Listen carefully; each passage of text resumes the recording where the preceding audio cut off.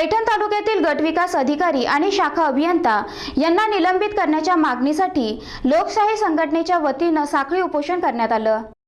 पैठण येथील गटविकास अधिकारी, पंचायत समिती पाणी टंचाई विभागात अनेक वर्षांपासून कार्यरत असलेले शाखा अभियंता SB काकडे आणि गटविकास अधिकारी यांनी केलेल्या भ्रष्टाचाराबाबत आणि टँकर घोटाळ्याबाबत जिल्हाधिकारी यांना तक्रार करूनही चौकशी न केल्यामुळे जिल्हा परिषदेसमोर लोकशाहीच्या वतीने उपोषण करण्यात आले।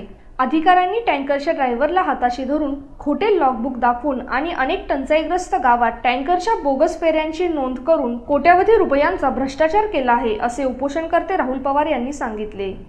शाखा अभियंता काकडे हे ड्रायव्हरला हाताशी धरून बोगस टँकरसाठी लाखो रुपयाचा भ्रष्टाचार केला। पाणी पुरवठा पैठण पंचायत समिती पहिले जिल्हाधिकारी कार्यालय पत्र दिलं होतं, त्यांनी जबाबचे चिन्ह घेतल्यामुळे इथं यावेळी जोपर्यंत SB काकडे आणि गटविकास अधिकारी यांना निलंबित करण्यात येत नाही तोपर्यंत उपोषण चालू राहील, असा इशारा राहुल पवार यांनी दिला आहे।